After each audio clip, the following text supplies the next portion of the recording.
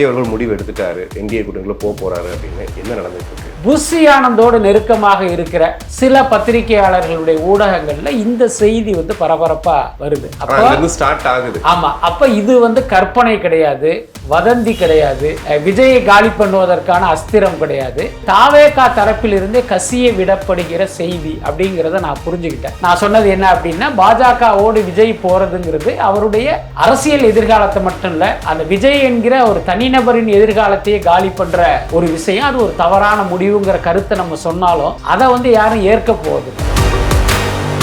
இந்த நேரத்துல கூட்டணின்னு போட்டா பெரிய பலவீனம் ஆயிடாது. நிச்சயமாக விஜய்க்கு வந்து ஒரு மிகப்பெரிய பின்னடைவு. அதாவது விஜய் என்கிற தாவேகா தலைவருக்கு மட்டும் இல்ல, விஜய் என்கிற நடிகருக்குமே அது ஒரு பெரிய பின்னடைவு தான். அவருடைய இமேஜிலே ஒரு பெரிய கீறல் ஏற்பட்டதா தான் நான் நினைக்கிறேன். ஆனா கொள்கை எதிரியை வந்து நீங்க 100 வருஷம் ஆனாலும் மாற்ற முடியாது, இதுதான் உண்மை. அப்படி இருக்கும்போது முதல் தேர்தலிலேயே நீங்க வந்து அந்த கொள்கை எதிரியோட கூட்டணி அப்படிங்கிறது உங்களை நீங்களே ஏமாத்திக்கிறது மட்டும் இல்ல, உங்களை நம்பிய மக்களையும் ஏமாற்றுகிற ஒரு விஷயம். டெல்லி வந்து வெறும் விசாரணைக்காக அல்ல, கூட்டணிக்காகவும் பேச போறாரு அப்படிங்கிறது. சிபிஐ விசாரணை என்பது தாவேகா தரப்பிலிருந்து உச்சநீதிமன்றத்தில் கேட்டதால் ஏற்படுத்தப்பட்டதுதான். அதனால அதை வச்சு நீங்க விஜயை மிரட்டவலாம் முடியாது. மிஞ்சி போனா என்ன பண்ணிடலாம், விஜய் கைது செய்யப்படுவார் அல்லது ஆயுள் தண்டனை பெறுவார். அதே நேரம் விஜய் இந்த முடிவை எடுத்ததற்கு காரணம் திமுக மீதான கோபம் தான். அவர் என்டிஏ நோக்கி நகர்கிறார் அப்படின்னு நான் நினைக்கிறேன். விஜயினுடைய கட்சி தாவேகா வந்து இப்ப என்டிஏ கூட்டணிக்கு போவதால் மிகப்பெரிய நஷ்டம் யாருக்குன்னா, உலகெங்கும் வாழும் தமிழ் நெஞ்சங்களுக்கு கிறிஸ்டியின் அன்பு வணக்கம். நம்மோட சினிமா விமர்சக வலைப்பேஜ் பிஸ்மி இணைஞ்சிருக்காரு. வணக்கம் சார். வணக்கம். நேற்று ஒரு ட்வீட் போட்டிருந்தீங்க, விஜய் த்ரிஷா திருமணத்திற்கு போனது என்ன விளைவோ அதே மாதிரி என்டிஏ கூட்டணிக்குள் விஜய் செல்வது அப்படின்னு ஒரு ட்வீட் போட்டிருந்தீங்க. நேற்றுலேருந்து பெரிய பரபரவாக போயிட்டு இருக்கு. விஜய் அவர்கள் முடிவு எடுத்துட்டாரு, என்டிஏ கூட்டணிக்குள்ள போறாரு அப்படின்னு. என்ன நடந்துட்டு இருக்கு? அதாவது 2 நாளாவே நீங்க ஊடக செய்திகளை கவனிச்சிங்கன்னா ஒரு விஷயத்தை புரிஞ்சுக்க முடியும். தாவேகா என்டிஏ கூட்டணிக்குள்ள போக போகுது அப்படிங்கிற ஒரு செய்தி வந்துட்டே இருக்கு. ஆரம்பத்தில் இதை நான் ரொம்ப சீரியஸாக எடுத்துக்கல. என்ன காரணம் அப்படின்னா, விஜய் கட்சி தொடங்கியதிலிருந்தே அவர் ஒரு பாஜகவுடைய இன்னொரு முகமாக பி டீமாக சித்தரிக்கிற போக்கு தான் இங்கே இருக்குது. அதிலும் முக்கியமாக திமுக ஆதரவு ஊடகங்கள் இப்படி விஜயை பிராண்ட் பண்ணுறதுல ஆரம்பத்திலேருந்து ரொம்ப தீவிர முயற்சி எடுத்துக்கிட்டு இருக்காங்க. ஸோ இதன் மூலமாக விஜயினுடைய அரசியல் எதிர்காலத்தை காலி பண்ணணும் அப்படிங்கிறது தான் அவங்களுடைய நோக்கம். கிட்டத்தட்ட இந்த செய்தியை கூட பார்த்திங்கன்னா அதனுடைய நீட்சியாக தான் நான் பார்த்தேன். தேர்தல் வர்ற நேரத்தில் இப்படி ஒரு செய்தி வந்தது அப்படின்னா மக்கள் விஜய் மீது வெறுப்பை உமிழ்வாங்க, அது அவருக்கு ஒரு தோல்வியை கொடுக்கும். அதனால் இவங்க திட்டமிட்டு இப்படி ஒரு அவதூறு பிரச்சாரத்தை முன்னெடுக்கிறாங்க அப்படின்னு தான் நான் நினச்சேன். ஆனால் அதுக்கப்புறம் அந்த செய்திகளெல்லாம் கொஞ்சம் நுட்பமாக பார்க்கும்போது அதுக்குள்ளார ஒரு உண்மை ஒளிஞ்சிருக்கிறத என்னால் புரிஞ்சிக்க முடிஞ்சுது. பொதுவாகவே நீங்கள் ஊடகத்தில் இருப்பதால் ஒரு விஷயம் உங்களுக்கு புரியும். இந்த ஊடகங்கள்லேயே பார்த்தீங்கன்னா நிறைய பீட் இருக்கும். இப்போ பார்த்தீங்கன்னா க்ரைம் செய்தியை கவர் பண்ணுறதுக்குன்னு சில ரிப்போர்ட்டர் இருப்பாங்க, பொலிட்டிக்கல் நியூஸ்க்காக ஒரு குரூப் இருக்கும், கோர்ட் நியூஸ்க்கு ஒரு குரூப் இருக்கும். அந்த பொலிட்டிக்கல் நியூஸ்லேயே பார்த்தீங்கன்னா அதிமுக செய்தியை கவர் பண்ணுறதுக்கு ஒரு ரிப்போர்ட்ரு, திமுகவுக்கு ஒரு ரிப்போர்ட்ரு, தாவேகாவுக்கு ஒரு ரிப்போர்ட்டர்னு பிரித்து கொடுத்துருப்பாங்க. அந்த மாதிரி சில ஊடகங்களில் தாவேகா பீட்டை கவனிக்கிற சில ஊடகவியலாளர்கள் புஷி ஆனந்தோட ரொம்ப நெருக்கமாக இருக்கிறதெல்லாம் நமக்கு தெரியும். சோர்ஸ் அங்கிருந்தே வர. ஆமாம். இப்போ பெரும்பாலும் பார்த்தீங்கன்னா இவங்க போடுகிற செய்தி என்பது பார்த்தீங்கன்னா அந்த மாதிரி அவங்க ஆஃப் த ரெக்கார்டாக சொல்கிற விஷயத்தை இவங்க அப்படியே பார்த்தீங்கன்னா ஒரு ஸ்கூப் நியூஸாக அடிப்பாங்க. அது 2 நாள் கழித்து உண்மையாகும். இது ஊடகங்களில் இருப்பவர்களுக்கு இந்த நுட்பம் கண்டிப்பாக புரியும். இப்போ நான் பார்த்தீங்கன்னா இந்த செய்தியினுடைய சோர்ஸ் என்ன, எதிராக ஊற்றுக்கன் அப்படின்னு பார்க்கும்போது புஷி ஆனந்தோடு நெருக்கமாக இருக்கிற சில பத்திரிகையாளர்களுடைய ஊடகங்கள்ல இந்த செய்தி பரபரப்பா வருது. அப்போ ஸ்டார்ட் ஆகுது. ஆமா, அப்ப இது கற்பனை கிடையாது, வதந்தி கிடையாது, விஜயை காலி பண்ணுவதற்கான அஸ்திரம் கிடையாது. இது தாவேகா தரப்பில் இருந்தே கசிய விடப்படுகிற செய்தி அப்படிங்கிறத நான் புரிஞ்சுக்கிட்டேன். அதோட அர்த்தம் என்னன்னா, ஒரு வெள்ளோட்டம் பார்க்கறது. இப்படி ஒரு செய்தியை விட்டோம்னா மக்கள்கிட்ட என்ன மாதிரியான ரியாக்ஷன் அப்படிங்கிறத கவனிக்கிற ஒரு உத்தியாக கூட அதை நம்ம தெரிஞ்சுக்கலாம். அதுக்கப்புறம் உங்களுக்கு தெரியும், தாவேகா மேலிடத்தோடு பார்த்தீங்கன்னா நமக்கு ஒரு நட்பு இருக்குது, நமக்கும் சோர்ஸ் இருக்குது. ஸோ அந்த அடிப்படையில் நான் இதை கிராஸ் செக் பண்ணும்போது முதல்ல இல்லைங்கிற மாதிரியான ஒரு மறுப்பு வந்தது. அதுக்கப்புறம் பார்த்தீங்கன்னா நம்மகிட்டே ஒரு ஒப்பீனியனு கேட்டாங்க, அப்படி போனால் சரியாக இருக்குமா, போகலாமா, இவ்வளவு சீட் கொடுத்தா போகலாமா அப்படிங்கிற மாதிரியான சில அபிப்பிராயங்கள்லாம் கேட்கப்படும் போது எனக்கு ஒரு பெரிய அதிர்ச்சியாக இருந்தது. பட் என்னுடைய கருத்தாக நான் சொன்னது என்ன அப்படின்னா, பாஜகவோடு விஜய் போகிறதுங்கிறது அவருடைய அரசியல் எதிர்காலத்தை மட்டும் இல்லை, அந்த விஜய் என்கிற ஒரு தனிநபரின் எதிர்காலத்தையே காலி பண்ணுற ஒரு விஷயம். அது ஒரு தவறான முடிவுங்கிற கருத்தை நம்ம சொன்னாலும் அதை யாரும் ஏற்க போவதில்லை. அப்போ அவங்க அப்படி ஒரு முடிவெடுத்துட்டாங்க அப்படிங்கிற மாதிரியான ஒரு எண்ணம் எனக்கு ஏற்பட்டதனுடைய விளைவு தான் அந்த ட்வீட். ஓகே, இப்போ மாவட்ட செயலாளர்கள் ஒரு 98 பேர் சொல்லியிருக்காங்களாம். ஆனால் அவங்க சொன்னது கூட்டணிக்கு போகலாம் அப்படிங்கிற செய்தி. ஆனால் வெளியில் செய்தி என்டிஏ கூட்டணிக்கு அவங்க ரெடியாக இருக்காங்க அப்படின்ட்டு. ஒருவேளை மாவட்ட செயலாளர்கள்ட்ட ஃபஸ்ட்டு கேட்போம், செய்தியை வெளியிடுவோம் அப்படின்ற இதில் வெயிட் பண்ணுறாரா, இல்லை முடிவு பண்ணிட்டாரா விஜய்? ஏன்னா இப்போ திமுகவை அழிக்கிறதுக்கோ திமுகவை இறக்குறதுக்கோ வேறு வழி கிடையாது, இது ஒரு ஃபார்முலாவை யூஸ் பண்ணிக்கலாம் அப்படின்னு நினைச்சிட்டாரா? அதான் பொதுவாகவே இந்த மாவட்ட செயலாளர்களுடைய கருத்தை அறிவது, அவங்க கிட்ட கருத்து கேட்பது அப்படிங்கிறது ஒரு மிகப்பெரிய மோசடி. கண் துடைப்பு. ஆமாம், கண் துடைப்பு தான். ரொம்ப வெளிப்படையாக சொல்லணும் அப்படின்னா, இப்போ அரசு ஒரு திட்டத்தை எடுத்துகிட்டு வரும். இப்போ உதாரணத்துக்கு பரந்தூர் விமான நிலைய திட்டம்னு வச்சுக்கோமே, உடனே மக்களிடம் கருத்து கேட்புன்னு ஒரு ட்ராமா பண்ணுவாங்க. அங்கே இருக்கிற மக்கள் எல்லாம் இந்த இடத்துல விமான நிலையம் வர வேணான்னு தான் சொல்லுவாங்க. ஆனால் இவங்க எப்படி பதிவு பண்ணியிருப்பாங்கன்னா, மக்கள் எல்லாமே அதுக்கு சம்மதம் தெரிவிச்சிட்டாங்கன்னு பதிவு பண்ணிக்கிட்டு அந்த திட்டத்தை செயல்படுத்த ஆரம்பிச்சிருவாங்க. இந்த அரசியல் கட்சிகளுடைய கருத்து கேட்பு கூட கிட்டத்தட்ட அப்படிப்பட்டது தான். அதுக்கடுத்து இந்த தாவேக்கா மாவட்ட செயலாளர்கள் கருத்து கேட்புங்கிறது இந்த மாதிரியான ஒரு கண் துடைப்பு தான். அதுக்கு அடுத்து விஜய் நமக்கு மாவட்ட செயலாளர் பதவி கொடுத்துருக்காரு. இப்போ அவர் ஒரு விஷயத்தை கேட்கும் போது ஐயோ வேணான்னு சொல்கிற தைரியம் எத்தனை மாவட்ட செயலாளர்களுக்கு இருக்கும்?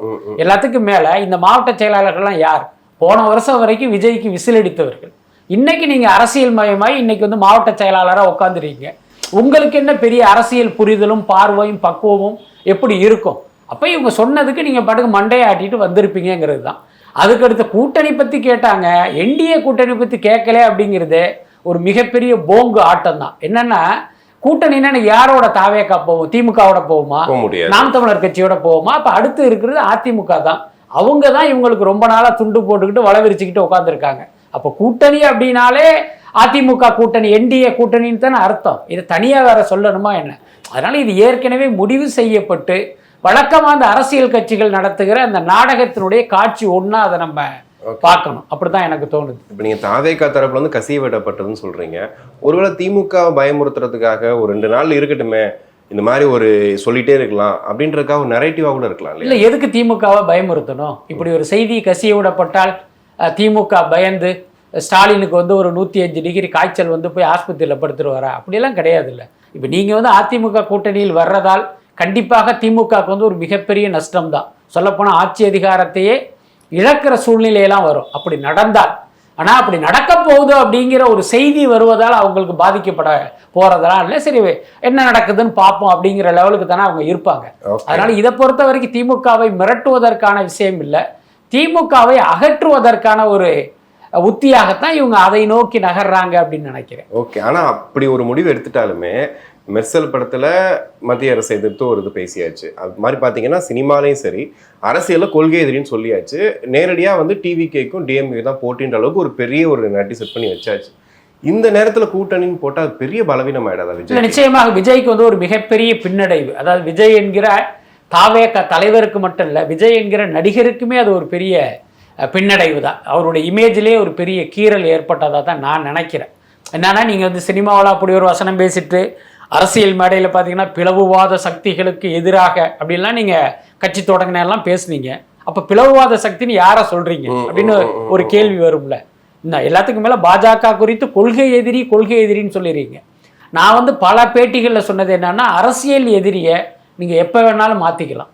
ஏன்னா அடுத்த தேர்தலே அதிமுக தான் அரசியல் எதிரி, திமுக எங்கள் கூட்டாளி நீங்கள் சொன்னால் கூட யாரும் கேட்க போகிறதில்ல. இன்றைய சூழ்நிலைக்கு ஏற்ப இப்படி ஒரு முடிவு பண்ணுன்னு சொல்லிட்டு போயிடலாம். ஆனால் கொள்கை எதிரியை நீங்கள் 100 வருஷம் ஆனாலும் மாற்ற முடியாது.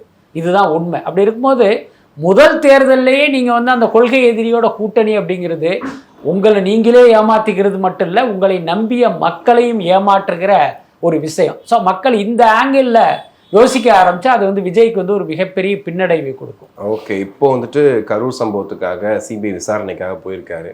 ஆனால் அதுக்கு முன்னாடி பார்த்தீங்கன்னா செந்தில் பாலாஜிக்குமே சம்மன் அனுப்பப்பட்டது அப்படின்னு. அப்போ செந்தில் பாலாஜி பேட்டி கொடுக்கும்போது ஏன் எனக்கு மட்டும் அனுப்பிச்சிருக்கீங்க அப்படின்னு சொல்லும்போது அதை இங்கே விச்சுவல் வாரியர்ஸ் எப்படி எடுத்துட்டாங்கன்னா, பதறாரு பாருங்க, பயப்படுறாரு அப்படின்ற மாதிரி.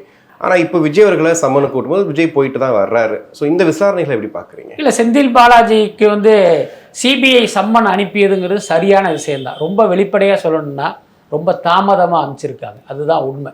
என்ன காரணம்னா இப்போ கரூர் சம்பவத்தை பொறுத்த வரைக்கும் 2 பார்வை இருந்தது. ஒன்று, இது விபத்து. இந்த விபத்துக்கு காரணம் தாவேகாவினருடைய அனுபவமின்மை, விஜய் தாமதமாக வந்தது, காவல்துறையினுடைய போதிய பாதுகாப்பின்மை. ஸோ இதன் காரணமாகத்தான் அந்த விபத்து ஏற்பட்டதாக ஒரு கருத்து இருந்தது. இன்னொரு கருத்து, இது விபத்து இல்லை, இது வந்து திட்டமிடப்பட்ட சதி. அதில் யார் இருக்காங்கிறது வேற விஷயம், ஆனால் இது ஒரு சதி அப்படிங்கிற கருத்து வந்து பரவலாக இருந்தது. அதுக்கு அடுத்து பார்த்தீங்கன்னா செந்தில் பாலாஜி இந்த சந்தேக வட்டத்துக்குள் வர்றாரு. என்னன்னா, இப்போ அந்த ஊருடைய குறுநில மன்னன் அவர் தான். விபத்து நடந்த ஒரு அரை மணி நேரத்திலேயே அரசு மருத்துவமனையில் அவர் ஜம்முன்னு நின்றுக்கிட்டு இருக்காரு. அப்புறம் திமுக பேனர் போட்ட ஆம்புலன்ஸு போனது, இதை வச்சு பார்த்தீங்கன்னா செந்தில் பாலாஜி மீது ஒரு சந்தேகம்ங்கிறது ஏற்படுத்தப்பட்டது. இப்போ இந்த வழக்கு சிபிஐக்கு வந்த பிறகு இதை ஒரு விபத்தாக நினச்சி சிபிஐ வந்து விஜயை கூப்பிட்டு விசாரிச்சாங்க. ஓகே, அதே நேரம் இந்த சம்பவம் குறித்து இன்னொரு ஆங்கிளும் இருக்குங்கும் போது அப்போ செந்தில் பாலாஜியை கூப்பிட்டு விசாரிப்பது தானே முறை.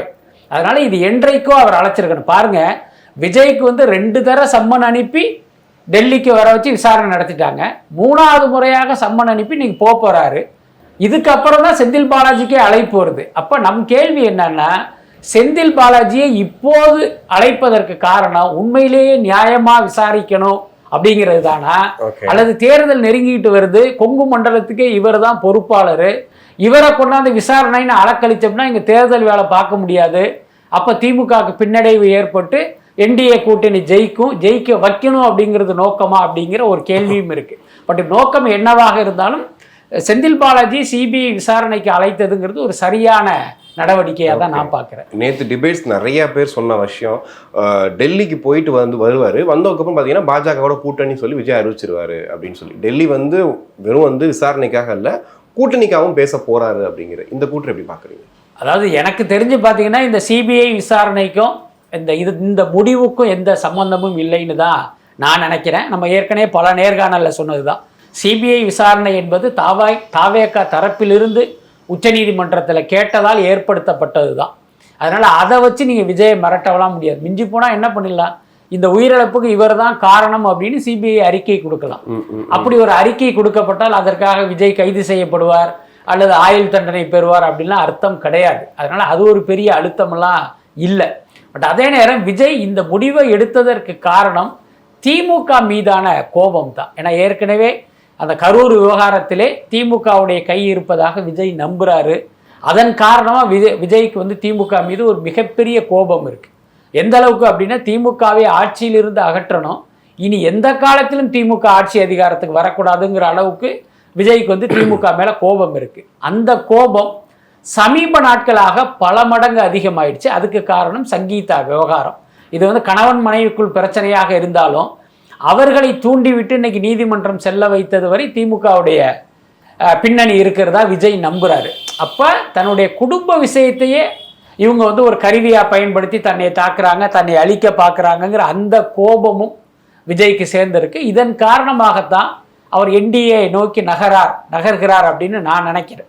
மற்றபடி இந்த சிபிஐ விசாரணையில் இவருக்கு அழுத்தம் கொடுத்து மிரட்டி அந்த மாதிரியான விஷயம் நடக்காதுன்னு தான் நான் நினைக்கிறேன். இப்போ திமுக கூட்டணிக்குள்ளேயே வந்து விசிகா கம்யூனிஸ்ட் கட்சி 2 பேரும் தொகுதி பங்கீடுல ஒரு பிரச்சனை போயிட்டு இருக்குன்னு சொல்றாங்க. நம்ம ஆரம்பத்துலேருந்தே பேசிட்டு இருக்கோம், விசிகா வந்து ஒருவேளை தாவேகாக்கு வந்துருமோ அப்படின்ற மாதிரி. அதற்கான வாய்ப்புகள் இருக்கா? அதற்கான வாய்ப்பு இருந்தது, ஆனால் இப்போ இல்லைன்னு நினைக்கிறேன். ஏன்னா விசிகாவை பொறுத்த வரைக்கும் அவர்களுக்கு உரிய தொகுதி கிடைக்கல அப்படின்னா அந்த கூட்டணியை விட்டு வெளியில் வரணும். வெளியில் வந்தாங்கன்னா அவர்கள் செல்வதற்கான ஒரே இடம் தாவேகா தான். கண்டிப்பாக அதிமுக கூட்டணிக்கு போக முடியாது, அங்கே பாமக இருக்குது, பாஜக இருக்குது. ஆனால் இப்போ பார்த்தீங்கன்னா தாவேகாவே என்டிஏ கூட்டணியை நோக்கி போகிற சூழல் ஏற்படும் போது திருமாவளவன் எப்படி அங்கே வருவார்? அதனால் என்ன கேட்டால் விஜயினுடைய கட்சி தாவேகா வந்து இப்போ என்டிஏ கூட்டணிக்கு போவதால் மிகப்பெரிய நஷ்டம் யாருக்குன்னா விடுதலை சிறுத்தைகள் திருமாவளவனுக்கு தான். ஏன்னா இப்போ தாவேகா வச்சு இவங்க நெருக்கடியும் கொடுக்க முடியாது, பேரமும் பேச முடியாது. நீங்கள் கொடுக்குறத கொடுங்கிற ஒரு நிலைமைக்கு வந்து விசிகா வந்து தள்ளப்பட்டிருக்கு அப்படின்னு தான் நான் நினைக்கிறேன். பட் அதே நேரம் அவர்கள் வந்து ஒரு கூடுதலான தொகுதி வேணும் அப்படிங்கிறது அவங்க தொடர்ந்து வலியுறுத்திக்கிட்டு தான் இருப்பாங்க, செய்யணும். ஓகே, இப்போ ஃபண்டு கொடுக்கறதே ஆதவ அர்ஜுனா தான் கட்சிக்கு. நடக்கக்கூடிய பொதுக்கூட்டங்கள் எல்லாத்துக்குமே வந்து ஒரு பெரிய அமௌண்ட் வந்து ஆதரவு கொடுக்குறாரு. அதனால தான் வந்து இஷ்டத்துக்கு அவரை பேச விடுறாங்கன்னு சொல்கிறாங்களே. இல்லை, ஆதவ அர்ஜுனா ஃபண்டு கொடுத்து தாவேக்கா நடத்தப்படுவதாக நான் நம்பலை. ஏன்னா அவர் என்ன ஒரு ஃபண்ட் ரைஸ் பண்ணுறதுக்கு ஒரு கருவியாக இருப்பதற்கு வாய்ப்பு இருக்குது, அல்லது ஏதோ ஒரு சில கோடிகள் ஏதோ ஒரு நிகழ்ச்சிக்கு ஒரு கூட்டத்துக்கு கொடுப்பதற்கு வாய்ப்பு இருக்குது. அதுக்காக மொத்தமாகவே அவருடைய பணத்தில் தான் கட்சி இயங்குது அப்படிங்கிறது அது ஒரு தவறான விஷயமாக தான் நான் பார்க்குறேன். எனக்கு தெரிஞ்சு விஜய் தன்னுடைய சொந்த பணத்தில் தான் பல்வேறு நிகழ்ச்சிகள் அவர் நடத்திக்கிட்டு இருக்காரு. நிறைய பேருக்கு தெரியாத விஷயம் என்னென்னா, விஜய் சமீப காலத்தில் பார்த்தீங்கன்னா அவருடைய ப்ராப்பர்ட்டிகளே விற்றுருக்காரு. அதுக்கு ஒரு பெரிய உதாரணம் வடபழனியில் பார்த்தீங்கன்னா ஜேஎஸ் கல்யாண மண்டபம்னு ஒரு கல்யாண மண்டபம் இருக்குது. அது வந்து விஜயினுடைய கல்யாண மண்டபம். ஜேஎஸ்னுடைய சுருக்கம் என்னென்னா ஜோசப் விஜய் சங்கீதா, அதனுடைய சுருக்கம் தான் ஜேஎஸ் கல்யாண மண்டபம். அதை பார்த்தீங்கன்னா பல வருடங்களுக்கு முன்பு தயாரிப்பாளர் லலித் கிட்ட வந்து லீஸுக்கு விட்டுருந்தார். இன்னும் சொல்லப்போனால் அந்த வகையில் தான் தயாரிப்பாளர் லலித் வந்து விஜய்க்கே அறிமுகம். இவருடைய ப்ராப்பர்ட்டி எல்லாமே அவர் தான் லீஸுக்கு வச்சுருந்தார். போரூரில் இருக்கிற கல்யாண மண்டபம், அதுக்கப்புறம் பார்த்தீங்கன்னா சாலிகிராமத்தில் இருக்கிற சோபா கல்யாண மண்டபம், இது எல்லாமே லலித் தான் லீஸுக்கு எடுத்து நடத்திக்கிட்டு இருந்தார்.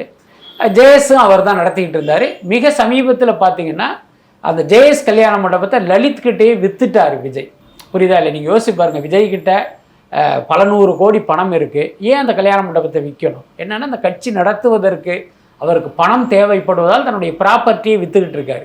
ஸோ இந்த உண்மை தெரியாமல் நீங்கள் ஆதவ அர்ஜுனா பணம் கொடுத்தாரு, அவர் பணம் கொடுத்தாரு, இவர் பணம் கொடுத்தாருன்னு சொல்கிறதெல்லாம் பார்த்தீங்கன்னா ஒரு கற்பனையான விஷயம், அல்லது விஜய் வந்து கொஞ்சம் மட்டம் தட்டுவதற்கான ஒரு முயற்சியாக தான் நான் பார்க்குறேன். ஓகே, இப்போ இந்த தூத்துக்குடி அந்த சிறுமி இறப்பில் கூட கனிமொழி போயிருக்காங்க. போகும்போது பெரிய வாக்குவாதம் பண்ணி அவங்கள வெளியே அனுப்பிச்சிருக்காங்க. பட் ஆதவ அர்ஜுனா போய் உள்ளே உட்கார வச்சு பேசியிருக்காங்க. அதுக்கப்புறம் பெருசாக இதெல்லாம் பண்ணி அதுக்கப்புறமா கனிமொழி உள்ளே போயிருக்காங்க. அப்போ மக்கள் மத்தியில் ஒரு எதிர்ப்பு வந்திருக்கு அந்த டைம். அதான் பொதுவாகவே பார்த்தீங்கன்னா இது போன்ற ஒரு சம்பவங்கள் நடக்கும்போது அந்த மக்கள் சம்மந்தப்பட்டவர்களுடைய உறவினர்கள், நண்பர்கள், இவர்களுடைய கோபம் முதல்ல யார் மேலே திரும்பும் அப்படின்னா ஆளுங்கட்சி மீது தான். புரியுதா இல்லையா? அதனால என்னென்னா அவங்க வந்தாங்கன்னா கண்டிப்பாக இப்படி ஒரு எதிர்ப்புங்கிறது தவிர்க்கவே முடியாது. ஒருவேளை அவர்களுடைய எதிர்பார்ப்புகள் பூர்த்தி செய்யப்பட்டால் இந்த கோபம் இருக்காது. இது நம்ம பல சம்பவங்களில் பார்த்துருக்கோம். அதுக்கு அடுத்து இந்த மாதிரியான ஒரு சம்பவம் நடக்கும்போது உடனடியாகவும் நீங்கள் ஆளுங்கட்சியை சேர்ந்தவர்கள் அங்கே போயிட முடியாது. ஏன்னா மக்கள் ஒரு கொதி நிலையில் இருப்பாங்க. அப்போ வந்தாங்கன்னா அவங்க மீதே அவங்களுடைய கோபம் வன்முறையாக கூட திரும்புவதற்கெல்லாம் வாய்ப்பு இருக்குது. ஸோ அதன் காரணமாக தான் இவங்களுடைய மூடு என்னன்னு தெரிஞ்சுக்கிட்டு அதுக்கப்புறமா அவங்க அந்த இடத்த ரீச் பண்ணுவாங்க. இது பல சம்பவங்களில் நம்ம பார்த்துருக்கோம். இப்போ விளாத்திக்குளம் சம்பவத்தில் பார்த்தீங்கன்னா கனிமொழி மீது அங்குள்ளவர்கள் காட்டிய அந்த எதிர்ப்பையும் கூட நான் இந்த ஆஸ்பெக்டில் தான் நான் பார்க்குறேன். அதுக்கப்புறம் ஆதவ அர்ஜுனா என்பவர் ஆதவ அர்ஜுனா கிடையாது. அந்த மக்கள் பார்வையில் அவர் விஜயினுடைய பிரதிநிதி. அப்போ அதனால வந்து அவர் வரும் பார்த்தீங்கன்னா ஒரு சாஃப்டான அணுகுமுறையை கடைப்பிடிச்சிருக்காங்கன்னு நினைக்கிறேன். கண்டிப்பாக நிறைய விஷயங்கள் பேசணும் சார். உங்களுக்கு நன்றி. நன்றி.